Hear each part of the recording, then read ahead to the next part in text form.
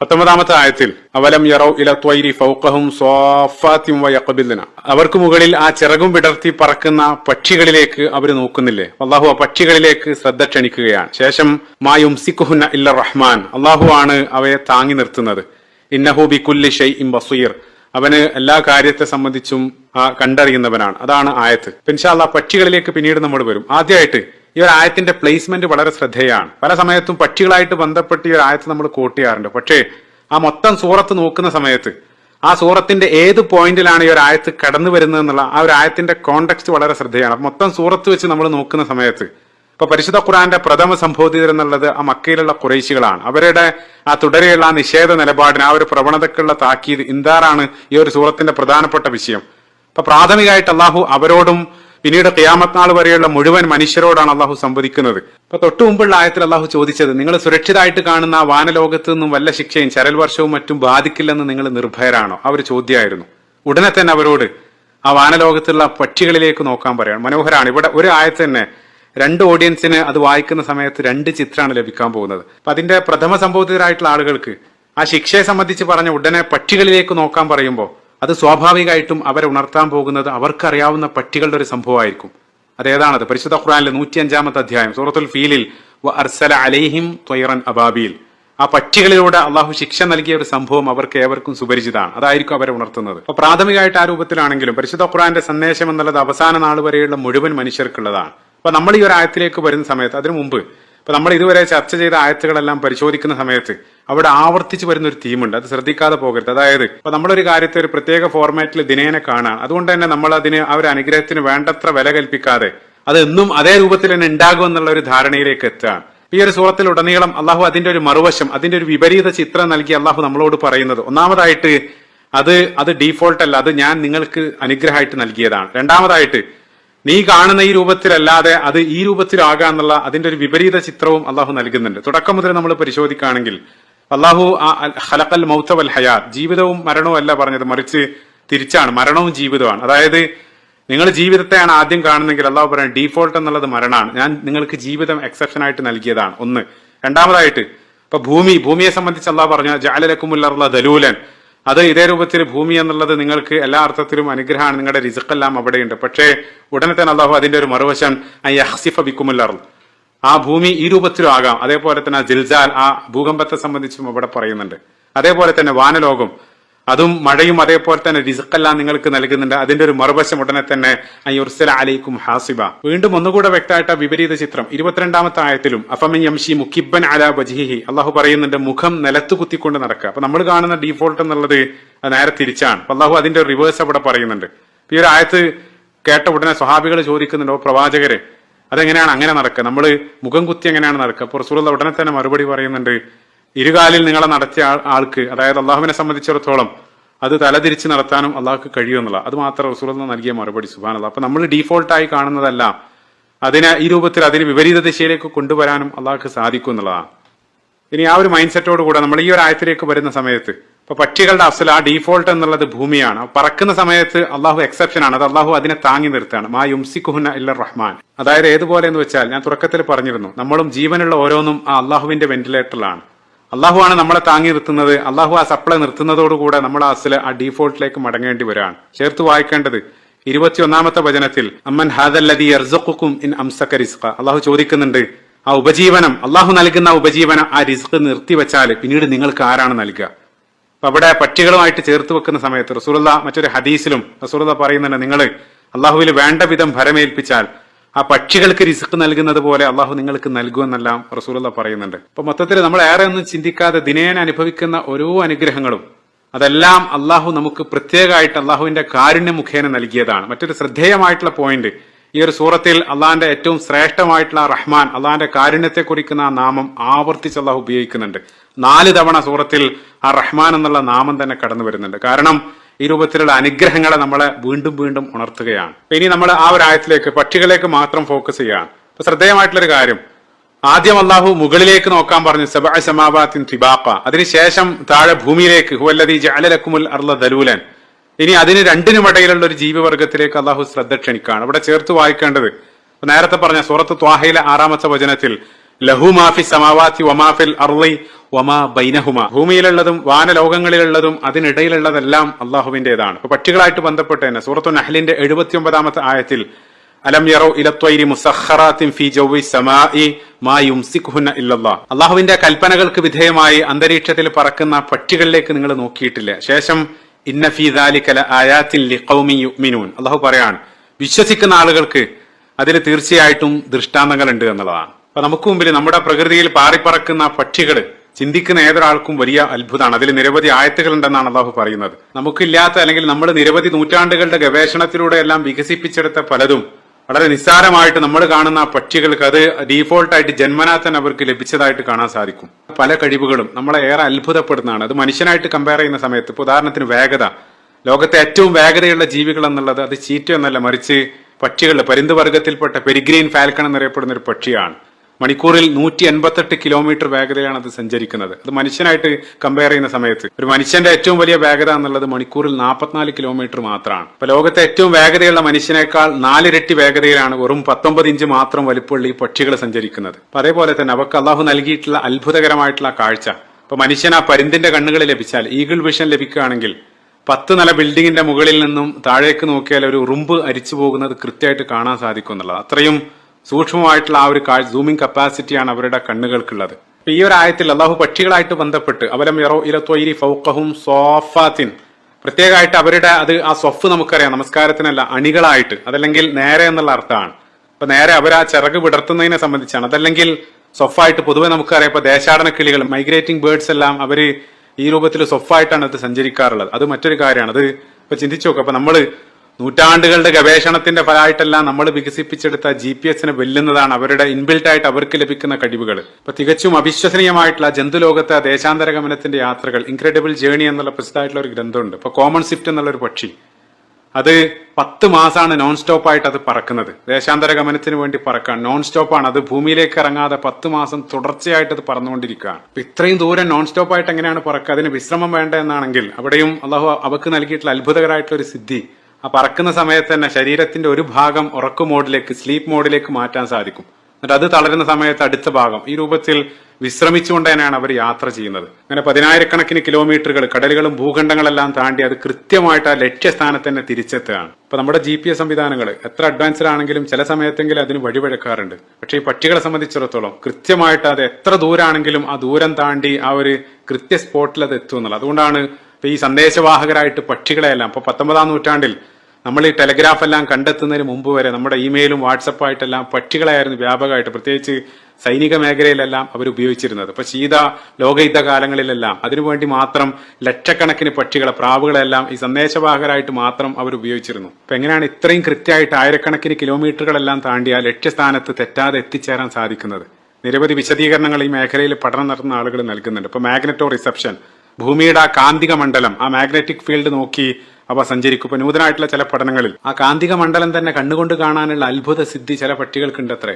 അവരുടെ കണ്ണിലുള്ള ക്രിപ്റ്റോക്രോം എന്നുള്ള ഒരു പ്രത്യേക പ്രോട്ടീൻ ഉള്ളത് കാരണം അത് അവർക്ക് കാണാൻ സാധിക്കും എന്നുള്ള. സുബ്ഹാനല്ലാഹ്. റബ്ബുനല്ലദീ അഅ്താ കുല്ല ശൈഇൻ ഖൽഖഹു സുമ്മ ഹദാ. ഓരോ ജീവികളെയും സൃഷ്ടിക്കുകയും എന്നിട്ട് അതിന്റെ പ്രകൃതം നൽകുകയും വഴി കാണിക്കുകയും ചെയ്തവനാണ് എന്റെ രക്ഷിതാവ്. മൂസാ നബി അലൈഹി സ്വലാത്തു വസ്സലാം ഫിർഔനോട് പറയുന്നുണ്ട്. അപ്പൊ ഈ പക്ഷികളായിട്ട് തന്നെ ബന്ധപ്പെട്ട് അവസാനമായിട്ട് ഏറെ അത്ഭുതപ്പെടുത്തിയ അടുത്ത കാലത്ത് ശ്രദ്ധയിൽപ്പെട്ട ഒരു കാര്യം നിങ്ങളായിട്ട് പങ്കുവെക്കുകയാണ്. ഇപ്പോൾ ഒരല്പം മുമ്പ് ആ ജന്തുലോകത്തെ വൈവിധ്യങ്ങളെ വിവരിക്കുന്ന മനോഹരമായിട്ടുള്ള ഒരു ഡോക്യുമെന്ററി, ആറ്റംബർഗിന്റെ പെർഫെക്റ്റ് പ്ലാനറ്റ് എന്നുള്ള ഒരു ഡോക്യുമെന്ററി സീരീസ് കണ്ടത് ഓർക്കുന്നുണ്ട്. അതിൽ പക്ഷികളെ സംബന്ധിച്ച്, ഇപ്പൊ ഫ്ലമിംഗോ പക്ഷികളെ സംബന്ധിച്ച് അത്ഭുതപ്പെടുന്ന ചില കാര്യങ്ങൾ അദ്ദേഹം പറയുന്നുണ്ട്. ആഫ്രിക്കൻ ഭൂഖണ്ഡത്തിലുള്ള ഏകദേശം മുഴുവൻ ഫ്ലമിംഗോ പക്ഷികളും ഒരു പ്രത്യേക സമയത്ത് അവിടെ തൻസാനിയയിൽ ഒരു അഗ്നിപർവ്വത തടാകത്തിൽ അവർ ദേശാന്തര ഗമനം നടത്തി അവിടെ സംഗമിക്കുന്നുണ്ട്. ഏകദേശം 2 മില്യൺ 20 ലക്ഷത്തോളം ഫ്ലമിംഗോ പക്ഷികളാണ് അവിടെ സംഗമിക്കുന്നത്. അപ്പൊ അതിന്റെ ആ ഫ്ലമിംഗോ സംഗമത്തിന്റെ ഒക്കെ ഏരിയൽ വ്യൂ അതിമനോഹരമാണ്. അപ്പൊ അവരൊന്നടങ്കം സംഗമിക്കുന്ന ഈ തടാകം നാട്രോൺ തടാകം എന്നുള്ള പേരിൽ കുപ്രസിദ്ധമാണ്. ജീവനുള്ള ഏത് വസ്തുവിനെയും കല്ലുകളാക്കി മാറ്റുന്ന തടാകം എന്നെല്ലാം അത് അറിയപ്പെടാറുണ്ട്. കാരണം ഈ അഗ്നിപർവ്വതത്തിൽ നിന്നും വരുന്ന വർദ്ധിച്ച നൈട്രോ കാർബണേറ്റ് പോലെയുള്ള കെമിക്കലുകളുടെ സാന്നിധ്യം കാരണം ആ തടാകത്തിലേക്ക് ഏത് ജീവി വീണാലും ഉടനെ തന്നെ അതിനെ കല്ലുകളാക്കി, അല്ലെങ്കിൽ ഒരു പ്രതിമ പോലെ അല്ലെങ്കിൽ മമ്മി പോലെ കല്ലുകളാക്കി മാറ്റും എന്നുള്ളതാണ്. ഈ ഒരു തടാകത്തിന്റെ തീരത്തേക്കാണ് ഒരു പ്രത്യേക സമയത്ത് അവിടെയുള്ള ലക്ഷക്കണക്കിന് ഫ്ലമിംഗോകൾ 2 മില്യണോളം അവിടെ മൈഗ്രേറ്റ് ചെയ്ത് സംഗമിക്കുന്നത്. ആ ഒരു കെമിക്കലിനെ അതിജയിക്കാനുള്ള ഒരു സ്കിന്ന് അവക്കുണ്ട് എന്നുള്ളതാണ്. അങ്ങനെ അവർ ഒന്നടങ്കം അവിടെ മുട്ടയിട്ട് കുഞ്ഞുങ്ങളെ വിരിയിച്ചതിന് ശേഷം ആ തള്ളപ്പക്ഷികൾ ആ തള്ള ഫ്ലമിംഗോകൾ അകലെയുള്ള ഒരു ശുദ്ധജല തടാകത്തിലേക്ക് വെള്ളം തേടി പോകും. പിന്നീട് ഈ കുഞ്ഞുങ്ങൾ ഒരല്പം വളർന്ന് നടക്കാൻ ആരംഭിക്കുന്ന സമയത്ത് ആ തള്ളപ്പക്ഷികളെയും തേടി ലക്ഷക്കണക്കിന് വരുന്ന ആ ഫ്ലമിംഗോ കുഞ്ഞുങ്ങൾ ഒന്നടങ്കം ആ ശുദ്ധജല തടാകത്തിലേക്ക് അവർ പോകുന്നുണ്ട്. അങ്ങനെ അവിടെ എത്തുന്ന സമയത്ത് ലക്ഷക്കണക്കിന് കുഞ്ഞുങ്ങളുടെ എല്ലാം ഒരുപോലെയാണ്. എങ്ങനെയാണ് മാതാവിനെ തിരിച്ചറിയുക? അവർ പറയുന്നുണ്ട്, ഓരോ കുഞ്ഞും ഒരു പ്രത്യേക ശബ്ദം ഉണ്ടാക്കും, അത് അതിന്റെ മാതാവിന് തള്ളപ്പക്ഷിക്ക് കൃത്യമായിട്ട് മനസ്സിലാകും എന്നുള്ളതാണ്. അപ്പൊ ലക്ഷക്കണക്കിന് കുഞ്ഞുങ്ങൾക്കും ഒരു യുണീക്കായിട്ടുള്ള ഒരു ശബ്ദം ഉണ്ട് എന്നുള്ളത്. സുബ്ഹാനല്ലാഹ്. അപ്പൊ ഇത് കേട്ട സമയത്ത് ഉടനെ അന്ന് മനസ്സിലേക്ക് വന്നൊരായത്ത് സൂറത്തുൽ ബഖറയിൽ അല്ലാഹു പറയുന്നുണ്ട്, യഅരിഫൂനഹു കമാ യഅരിഫൂന അബ്നാഅഹും. രക്ഷിതാക്കൾ സ്വന്തം മക്കളെ തിരിച്ചറിയുന്നത് പോലെ എന്നുള്ളൊരു പ്രയോഗം ആയത്തിൽ വരുന്നുണ്ട്. ആയത്തിന്റെ വിഷയം മറ്റൊന്നാണ്. അത് റസൂലുള്ളാഹിനെ അവർ മനസ്സിലാക്കുന്നതിനെ സംബന്ധിച്ചാണ്. പക്ഷേ ഈ ഒരു സംഭവം കേട്ട ഉടനെ മനസ്സിലേക്ക് വന്നത് ഈ ഒരു ആയത്തായിരുന്നു. ഇനി നമ്മൾ ആ സൂറത്തുൽ മുൽക്കിന്റെ ആയത്തിലേക്ക് തന്നെ മടങ്ങി വരാണ്. ശേഷം അല്ലാഹു പറയുന്നത്, മാ യുംസിക്കുഹുന്ന ഇല്ല റഹ്മാൻ. പരമകാരുണികനായിട്ടുള്ള അള്ളാഹു ആണ് അവയെ താങ്ങി നിർത്തുന്നത്. അപ്പൊ അവിടെ താങ്ങി നിർത്തുക എന്നുള്ളതിന്റെ വിവക്ഷ ഏതൊരാൾക്കും വളരെ ലളിതമായിട്ട് ഗ്രഹിക്കാവുന്നതാണ്. മുഫസ്സിറുകളും ആ രൂപത്തിലാണ് വിശദീകരിച്ചിട്ടുള്ളത്. അപ്പൊ നമ്മൾ മേലേക്ക് എന്ത് എറിഞ്ഞാലും അതിനെ ഗ്രാവിറ്റി ഉടനെ തന്നെ അതിനെ താഴേക്ക് പുള്ളയാറുണ്ട്. പക്ഷേ ആ ഗുരുത്വാകർഷണത്തെ എല്ലാം അതിജയിച്ച്, ആ വായുവിന്റെ പ്രതിരോധം എല്ലാം അതിജയിച്ച് അവിടെ നിലനിൽക്കാൻ ആവശ്യമായിട്ടുള്ള ആ ശരീരഘടനയും അതേപോലെ തന്നെ ചിറകുകളെല്ലാം നൽകി അള്ളാഹു അതിനെ നിലനിർത്തി എന്നുള്ളതാണ്. അപ്പൊ നമ്മൾ പക്ഷികളെ അനുകരിച്ചുണ്ടാക്കിയ ഫ്ലൈറ്റുകൾ അതിൽ പോകുന്ന സമയത്ത് നമ്മൾ ഓർക്കേണ്ടത്, മാ യുംസിക്കുഹുന്ന ഇല്ല റഹ്മാൻ. അള്ളാന്റെ കാരുണ്യാണ് അതിനെ നമുക്ക് മെരുക്കി അല്ലെങ്കിൽ വിധേയമാക്കി തന്നു. ദരൂലൻ എന്നുള്ള പദം, ടൺ കണക്കിന് ഭാരം നമ്മളെയും വഹിച്ച് അത്രയും വലിയൊരു ഭീമാകാരമായിട്ടുള്ള ഫ്ലൈറ്റ് സ്മൂത്തായിട്ട് അതിലൂടെ പോകുന്നത് അള്ളാഹു നമുക്കത് വിധേയമാക്കി തന്നതുകൊണ്ടാണ്. മാ യുംസിക്കുഹുന്ന ഇല്ല റഹ്മാൻ. ഇപ്പോ സമാനായിട്ട് സൂറത്തുൽ ഫാത്തിറിന്റെ 41-ാമത്തെ വചനത്തിലും ഇന്നല്ലാഹ യുംസിക്കു സമാവാതി വൽ അർള അൻ തസൂല അള്ളാഹു പറയുന്നുണ്ട്, ആകാശങ്ങളെയും ഭൂമികളെയും ആ യഥാസ്ഥാനങ്ങളിൽ പിടിച്ചു നിർത്തുന്നത് അള്ളാഹു ആണ്. അതേപോലെ തന്നെ സൂറത്തുൽ ഹജ്ജിന്റെ 65-ാമത്തെ വചനത്തിലും അവിടെയും ഉപരിലോകത്തെ ഇതേ രൂപത്തിൽ നിലനിർത്തുന്നതിനെ സംബന്ധിച്ച് അള്ളാഹു പറയുന്നുണ്ട്. അപ്പൊ അവിടെയെല്ലാം അതിനെ സാധ്യമാക്കുന്ന രൂപത്തിലുള്ള പ്രത്യേക ഘടനയും പ്രാപഞ്ചിക നിയമങ്ങളും ബലങ്ങളെല്ലാം നൽകി അള്ളാഹു അതിനെ താങ്ങി നിർത്തി എന്നുള്ളതാണ്. അത് അള്ളാഹു അനുഗ്രഹമായിട്ട് എടുത്തു പറയാണ്. ഇനി ശേഷം ആ പക്ഷികളെ സംബന്ധിച്ച് പറഞ്ഞതിന് ശേഷം അടുത്ത ആയത്തുകൾ നമ്മൾ ആ സൂറത്ത് മൊത്തത്തിലൊന്ന് കൺക്ലൂഡ് ചെയ്യാണ്. 20-ാമത്തെ ആയത്തിൽ അള്ളാഹു അവന്റെ സൈന്യത്തെ സംബന്ധിച്ച് പറയുന്നുണ്ട്, അമ്മൻ ഹാദല്ലദീ ഹുവ ജുൻദുൻ ലക്കും യൻസുറുക്കും മിൻ ദൂനി റഹ്മാൻ. അള്ളാഹുവിന്റെ ആ സൈന്യത്തെ സംബന്ധിച്ച് അവിടെ പക്ഷികളായിട്ട് തന്നെ കണക്ട് ചെയ്യുന്ന സമയത്ത് അള്ളാഹു അവരെ തന്നെ സൈന്യമായിട്ട് അർസല അലൈഹിം ത്വയ്റൻ അബാബീൽ നേരത്തെ നമ്മൾ പറഞ്ഞത്. അത് മാത്രമല്ല, അവന്റെ സൃഷ്ടികളിൽ എന്തിനേയും അവന് സൈന്യമായിട്ട് ഉപയോഗിക്കുക എന്നുള്ളതാണ്. കാരണം എല്ലാം അവൻ അവകാശപ്പെടുന്നതാണ്. ലഹു മാഫി സമാവാതി വമാഫിൽ അർളി വമാ ബൈനഹുമ. സൃഷ്ടികൾ മാത്രമല്ല, അപ്പോ പ്രകൃതി പ്രതിഭാസങ്ങളെ പോലെ ഇപ്പൊ സൂറത്തുൽ അഹ്സാബിൽ നമ്മൾ അഹ്സാബ് യുദ്ധത്തിന്റെ ചരിത്രം പറഞ്ഞുകൊണ്ടിരിക്കുകയാണ് സീറയിൽ. അവിടെ അള്ളാഹു അർസൽന അലൈഹിം റീഹൻ വജുനൂദൻ ലൻ തറൗഹ. അള്ളാഹു അവിടെ പറയും, ആ കാറ്റിനെയും മലക്കുകളെല്ലാം അയച്ച് അതിനെ പ്രതിരോധിച്ച ഒരു ചരിത്രമെല്ലാം അള്ളാഹു പരിശുദ്ധ ഖുർആനിലും സീറയിലെല്ലാം നമുക്ക് കാണാൻ സാധിക്കും. പിന്നീട് അള്ളാഹു റിസ്ഖിനെ സംബന്ധിച്ചാണ് പറയുന്നത് 21-ാമത്തെ ആയത്തിൽ, അമ്മൻ ഹാദല്ലദീ യർസുഖുക്കും ഇൻ അംസക റിസ്ഖ. അപ്പൊ സൃഷ്ടാവായിട്ടുള്ള അള്ളാഹു ആണ് നിങ്ങളുടെ അന്നദാതാവ്. അവന് നൽകുന്ന ഉപജീവനം നിർത്തിവെച്ചാൽ പിന്നീട് നിങ്ങൾക്ക് ആരാണ് നൽകുക? അതാണ് അവിടെ വരുന്ന ചോദ്യം. അപ്പൊ അവിടെ ശ്രദ്ധിക്കേണ്ട ഒരു കാര്യം, ഇതേ കാര്യം തന്നെ തൊട്ടു മുമ്പ് ഭൂമിയെ സംബന്ധിച്ച് പറഞ്ഞ സമയത്തും അള്ളാഹു അവിടെ പറഞ്ഞിരുന്നു. 15-ാമത്തെ ആയത്തിൽ, ഫംശൂഫി മനാകിബിഹ വ കുലൂ മിൻ റിസ്ഖിഹി. നിങ്ങൾ ആ ഭൂമിയിൽ നിങ്ങൾ നടക്കുക, അവന്റെ ഉപജീവനം അള്ളാഹ് നൽകുന്ന ഉപജീവനത്തിൽ നിന്ന് നിങ്ങൾ ഭക്ഷിക്കുക. അപ്പൊ ആ ഒരു റിസ്ഖിനെ അള്ളാഹു വീണ്ടും ഇവിടെ ഹൈലൈറ്റ് ചെയ്യാണ്. മനോഹരാണ്. കാരണം ഈ സൂറത്തിന്റെ മൊത്തം തീമുമായിട്ട് അതിനെ ചേർത്ത് വെക്കുന്ന സമയത്ത് വളരെയധികം പ്രാധാന്യം അർഹിക്കുന്ന ഒരു ചോദ്യമാണ്. കാരണം ഈ സൂറത്തിൽ അള്ളാന്റെ ആധിപത്യത്തെ സംബന്ധിച്ച്, അള്ളാന്റെ പവറിനെ സംബന്ധിച്ച്, വഹു അലാ കുല്ലി ഷൈഇൻ ഖദീർ, അള്ളാഹ്ക്ക് മാത്രം ചെയ്യാൻ സാധിക്കുന്ന അല്ലെങ്കിൽ നൽകാൻ സാധിക്കുന്ന കാര്യങ്ങളാണ് പ്രധാനമായിട്ട് ആ സൂറത്തിൽ പറയുന്നത്. ഈ ഒരു സൂറത്തിന്റെ ആരംഭം തന്നെ അതായിരുന്നു കാണിച്ചത്. തബാറക്കല്ലദി. ആ തബാറക്ക് എന്നുള്ള ഒരു വിശേഷണം അത് അള്ളാഹ്ക്ക് മാത്രം അർഹായതാണ്. അള്ളാഹുവിനോട് മാത്രമേ അത് ചേർത്ത് പറയാൻ സാധിക്കൂ. അതല്ലാതെ ഇപ്പൊ മുബാറക്ക് എന്നത് ഇപ്പൊ പരിശുദ്ധ ഖുർആനില് ഈസ നബി അലൈഹി സ്വലാത്തു വസ്സലാമയെ സംബന്ധിച്ച് വജഅൽനി മുബാറക്കൻ ഐനമാ കുൻത്, മുബാറക്ക് എന്ന് പറയാം. പക്ഷേ തബാറക് അല്ലെങ്കിൽ സുബ്ഹാന ഇതെല്ലാം അള്ളാഹു മാത്രം അർഹിക്കുന്ന വിശേഷണങ്ങളാണ്. അള്ളാഹുവിന് മാത്രം അർഹമായിട്ടുള്ള അല്ലെങ്കിൽ അവന് മാത്രം നൽകാൻ സാധിക്കുന്ന കാര്യങ്ങൾ പറഞ്ഞ് ആ പ്രപഞ്ചത്തിൽ അവന് മാത്രമാണ് സൃഷ്ടാവും ആരാധ്യനായിട്ടുള്ളവനെന്ന് ആ സൂറത്തിൽ ആവർത്തിച്ച് അള്ളാഹു സ്ഥാപിക്കുന്നുണ്ട്. അപ്പൊ അതിനിടയിലാണ് ആ റിസ്ഖിനെ സംബന്ധിച്ച്, ഉപജീവനത്തെ സംബന്ധിച്ചുള്ള ആ ഒരു ചോദ്യം കടന്നു വരുന്നത്. 2 തവണ അതേ കാര്യം അള്ളാഹു ഹൈലൈറ്റ് ചെയ്യുന്നുണ്ട്. എന്തുകൊണ്ട്? കാരണം അവനാണ് ഭൂമിയിലുള്ള അവന്റെ സർവ്വ സൃഷ്ടികൾക്കും ആ ഉപജീവനം നൽകുന്നത്. പരിശുദ്ധ ഖുർആനിൽ സൂറത്തുൽ അങ്കബൂത്തിന്റെ 60-ാമത്തെ വചനത്തിൽ വകഅയ്യിൻ മിൻ ദാബത്തിൻ ലാ തഹ്മിലു റിസ്ഖഹ അല്ലാഹു യർസുഖുഹാ വ ഇയ്യാകും. അള്ളാഹു പറയുന്നുണ്ട്, സ്വന്തം ഉപജീവനത്തിന്റെ ചുമതല വഹിക്കാത്ത ഭൂമിയിലുള്ള എത്ര ജീവികളുണ്ട്. അല്ലാഹു യർസുഖുഹാ വ ഇയ്യാകും. അള്ളാഹു ആണ് അവക്കും നിങ്ങൾക്കും ഉപജീവനം നൽകുന്നത്. അപ്പോൾ മനുഷ്യന് മാത്രമല്ല, ഭൂമിയിലുള്ള സർവ്വ ജീവജാലങ്ങളുടെയും അന്നദാതാവായിട്ടുള്ളവൻ അർ റസാഖ്.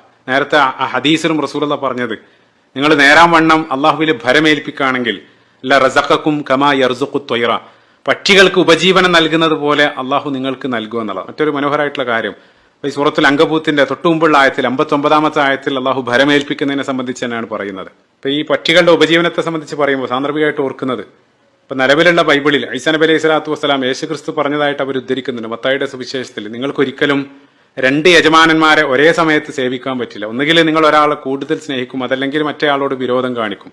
അപ്പൊ 2 യജമാനന്മാർ, ഒന്ന് ദൈവവും മറ്റേത് സമ്പത്തുമാണ്. എന്നിട്ട് അദ്ദേഹം പറയുന്നുണ്ട്, നിങ്ങൾ നാളെ എന്ത് കുടിക്കും, നാളെ എന്ത് ഉടുക്കും, അതിനെ സംബന്ധിച്ച് ഓർത്ത് നിങ്ങൾ പരിഭ്രാന്തരാകരുത്. ആകാശത്തുള്ള പക്ഷികളിലേക്ക് നിങ്ങൾ നോക്കുന്നില്ലേ, അവ വിതക്കുന്നില്ല, കൊയ്യുന്നില്ല, കളപ്പുരകളിൽ ശേഖരിക്കുന്നുമില്ല, എങ്കിലും സ്വർഗസ്ഥനായിട്ടുള്ള ദൈവം അവരെ തീറ്റുന്നു. നിങ്ങൾ അവയേക്കാൾ മൂല്യമുള്ളവരല്ലേ? അതാണ് ചോദ്യം. അപ്പൊ ചുരുക്കത്തിൽ ആ സർവ്വ സൃഷ്ടികളുടെയും അന്നദാതാവായിട്ടുള്ളവനാണ് അള്ളാഹു.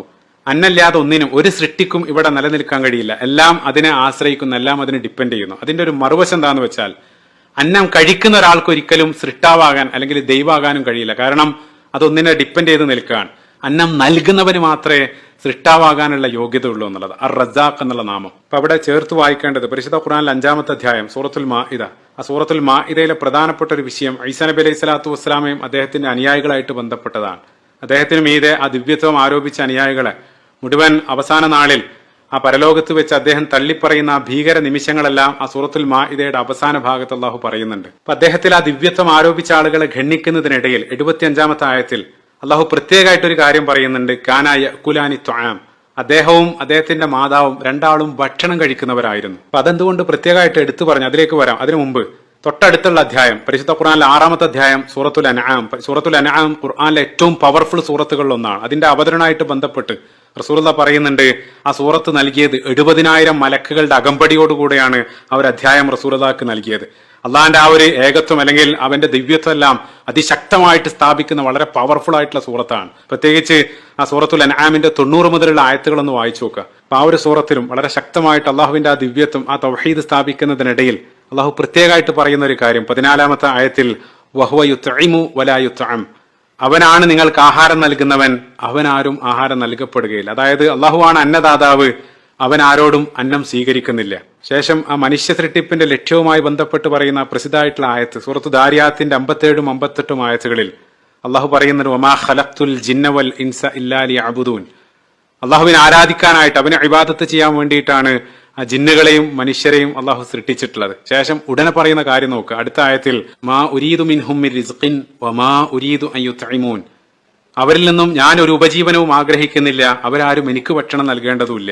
ശേഷം ഇന്നല്ലാഹ ഹുവർ റസ്സാഖു ദുൽ ഖുവ്വത്തിൽ മതീൻ, അള്ളാഹു ആണ് ആ ഉപജീവനം, ആ അന്നം നൽകുന്നവൻ, അവൻ ശക്തനാണ്. അപ്പൊ പ്രത്യേകമായിട്ട് അവിടെയും അള്ളാഹു ആ ഉപജീവനം നൽകുന്നതിനെ സംബന്ധിച്ച് പറയാണ്. അപ്പൊ ഇവിടങ്ങളിലെല്ലാം അള്ളാഹു ആവർത്തിച്ച് സ്ഥാപിക്കുന്ന ഒരു കാര്യം, അന്നദാതാവായിട്ടുള്ള ഒരാൾക്ക് മാത്രമേ സൃഷ്ടാവാകാൻ പറ്റൂ എന്നുള്ളത്. അതല്ലാത്ത ഒരാള്, അയാളുടെ ശരീരം അല്ലെങ്കിൽ അയാൾ സദാ ഡിപ്പെൻഡന്റ് ആയിരിക്കും. അതുകൊണ്ടാണ് ഇപ്പൊ പരിശുദ്ധ ഖുർആനില് സൃഷ്ടാവ് എന്നുള്ള അർത്ഥം വരുന്ന സൂറത്തുൽ ഫാത്തിറിന്റെ 15-ാമത്തെ ആയത്തിൽ, യാ അയ്യുഹന്നാസ് അൻതുമുൽ ഫുഖറാഉ ഇലല്ലാഹ് വല്ലാഹു ഹുവൽ ഗനിയുൽ ഹമീദ്, മനുഷ്യരെ, അള്ളാഹു മുഴുവൻ മനുഷ്യരെയും അഭിസംബോധന ചെയ്തുകൊണ്ടാണ് പറയുന്നത്, മനുഷ്യരെ, നിങ്ങൾ മുഴുവൻ നിങ്ങളുടെ സൃഷ്ടാവായിട്ടുള്ള അള്ളാഹുവിലേക്ക് നിങ്ങൾ ആശ്രിതരാണ്, നിങ്ങൾ ആവശ്യക്കാരനാണ്. അതേസമയം അള്ളാഹു ആകട്ടെ അവൻ സ്വയം പര്യാപ്തനാണ്, അവൻ നിരാശ്രയനാണ്. അവൻ ഒരാളെയും ഭക്ഷണത്തിന് ഒന്നിനും ഒരാളെയും ആശ്രയിക്കേണ്ടതില്ല.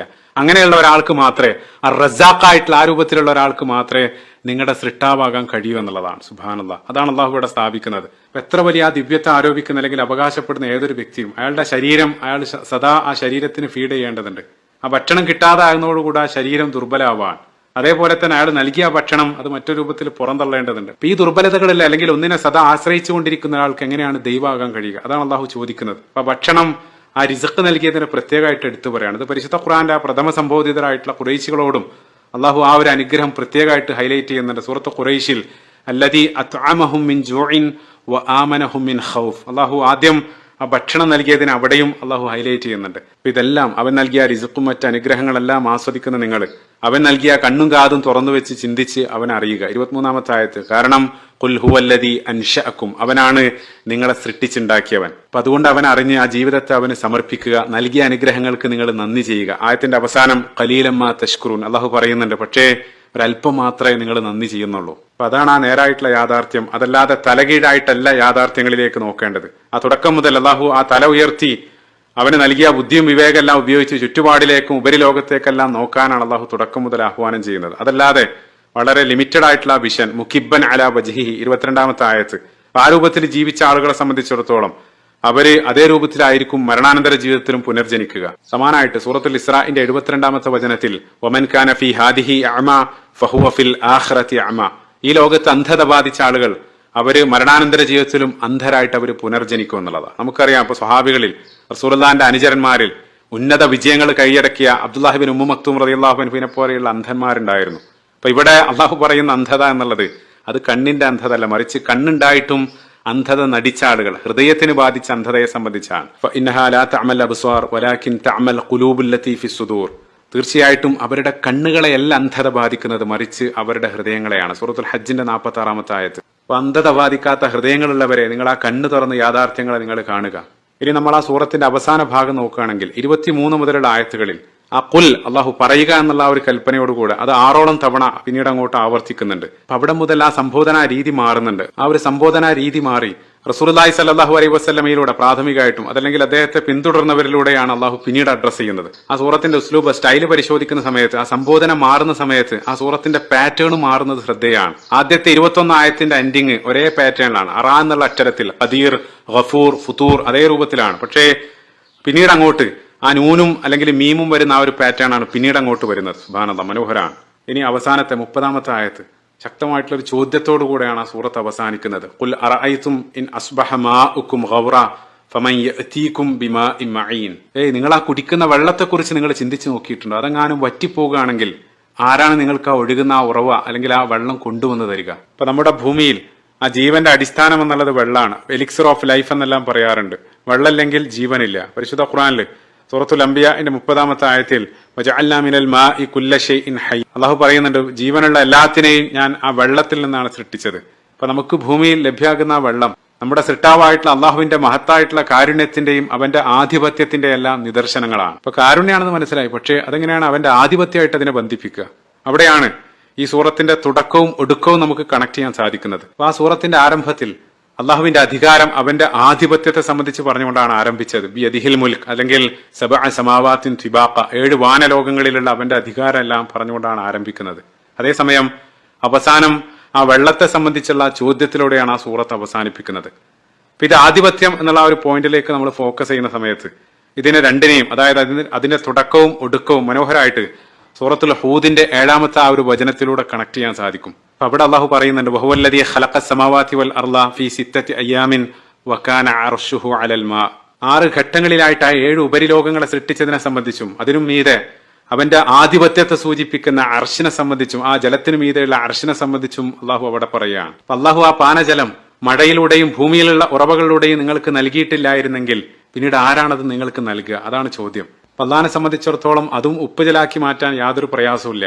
അത് രണ്ടും വേർതിരിച്ച ഒരു വലിയ അനുഗ്രഹത്തെ ഖുർആനിൽ പല ഭാഗത്തും പറയുന്നുണ്ട്. സൂറത്തുൽ ഫാത്തിറും അതേപോലെ തന്നെ സൂറത്തുൽ റഹ്മാനിലല്ല മർജൽ ബഹ്റൈനി യൽതഖിയാൻ അള്ളാഹു അവിടെ എല്ലാം പറയുന്നുണ്ട്. അപ്പൊ അവിടെയും നമ്മൾ നേരത്തെ പറഞ്ഞതുപോലെ നമ്മുടെ ഡീഫോൾട്ട് എന്നുള്ളത് ഉപ്പുജലാണ്. മൊത്തം ജലത്തിന്റെ 97% ഉപ്പുജലാണ്. ബാക്കി വരുന്ന ആ 3% ആ 2% മനുഷ്യന് അക്സസിബിൾ അല്ലതാനും, അത് ഐസും മഞ്ഞുമായിട്ട് മറ്റുള്ള മേഖലയിലാണ്. പിന്നീട് വരുന്ന ഒരേ ഒരു ശതമാനം മാത്രമാണ് നമ്മുടെ ശുദ്ധജല സ്രോതസ്സുകളായിട്ട് ഭൂമിയിലുള്ളത്. അത് എക്സെപ്ഷൻ ആണ്. അള്ളാഹു അല്ലാതെ ആ വെള്ളം നിങ്ങൾക്ക് ആരാണ് നൽകുക? അതാണ് ചോദ്യം. അള്ളാഹു നൽകുന്ന ആ വെള്ളം ഒരേ സമയം ശരീരത്തിന്റെയും ആത്മാവിന്റെയും ദാഹശമനിയാണ്. ആത്മാവിന്റെ ദാഹശമനി എന്നുള്ളത് ഉദ്ദേശിക്കുന്നത് അള്ളാഹുവിന്റെ വചനങ്ങളാണ്, പരിശുദ്ധ ഖുർആനാണ്. ഖുർആനിലും ഹദീസിലെല്ലാം പല സ്ഥലത്തും ആ പരിശുദ്ധ ഖുർആനെ മഴയോട് അല്ലെങ്കിൽ വെള്ളത്തോട് ഉപമിച്ചതായിട്ട് കാണാൻ സാധിക്കും. അത് മറ്റൊരു വിഷയമാണ്. അപ്പൊ അള്ളാഹു ആ വെള്ളം നൽകിയിട്ടില്ലായിരുന്നെങ്കിൽ, അള്ളാഹു ആ വെളിച്ചം അവന്റെ ഹിദായത്താകുന്ന വെളിച്ചം നൽകിയിട്ടില്ലായിരുന്നെങ്കിൽ നമ്മൾ സദാ ആ ഇരുട്ടിൽ കഴിയേണ്ടി വന്നേനെ. ആ ഒരു വെളിച്ചത്തെ മരണം വരെ മുറുകെ പിടിക്കാനും അതിൽ ഉറച്ചു നിൽക്കാനുള്ള സൗഭാഗ്യം നമുക്ക് ഏവർക്കും നൽകുമാറാകട്ടെ. അല്ലാഹുമ്മ ആമീൻ. അപ്പൊ ഇവിടെ ഈ ഒരു സൂറത്ത് അതിന്റെ ഒരു ഉള്ളടക്കം ചെറിയ രൂപത്തിൽ വിശദീകരിക്കാനുള്ള ഒരു ശ്രമമായിരുന്നു. അപ്പൊ അതിന്റെ പല ഭാഗവും വേണ്ടത്ര രൂപത്തിൽ കവർ ചെയ്യാൻ സാധിച്ചിട്ടില്ല. അപ്പൊ ശ്രോതാക്കളായിട്ടുള്ള ആളുകൾ ആ സൂറത്ത് മനപ്പാടാക്കാനും ആ സൂറത്തുമായിട്ട് പുതിയൊരു ആത്മബന്ധം വളർത്തിയെടുക്കാനെല്ലാം പറയുന്ന ഞാനും നിങ്ങളും അതിനു വേണ്ടി ശ്രമിക്കുക. അതേപോലെ തന്നെ നമ്മുടെ ആ ഒരു വിശദീകരണത്തിൽ പല ന്യൂനതകളും വന്നിട്ടുണ്ടെങ്കിൽ അള്ളാഹു അത് നമുക്ക് പുറത്തു വരുമാറാകട്ടെ. അള്ളാഹു ഈ ഒരു സൽക്കർമ്മം സ്വീകരിക്കുമാറാകട്ടെ. റബ്ബന ലാ തുസിഗ ഖുലൂബന ബഅദ ഇദ് ഹദൈതന വഹബ് ലനാ മിൻ ലദുൻക റഹ്മ ഇന്നക അൻതൽ വഹാബ്. അല്ലാഹുമ്മ ജഅലിൽ ഖുർആന റബീഅ ഖുലൂബിന വനൂറ സുദൂരിന. റബ്ബന ആതിന ഫിദ്ദുനിയ ഹസന വഫിൽ ആഖിറതി ഹസനതൻ വഖിന അദാബന്നാർ. റബ്ബന തഖബ്ബൽ മിന്ന ഇന്നക അൻതസ് സമീഉൽ അലീം വതുബ് അലൈനാ ഇന്നക അൻതത് തവ്വാബുർ റഹീം. അസ്സലാമു അലൈക്കും വറഹ്മത്തുള്ളാഹി വബറകാതുഹു.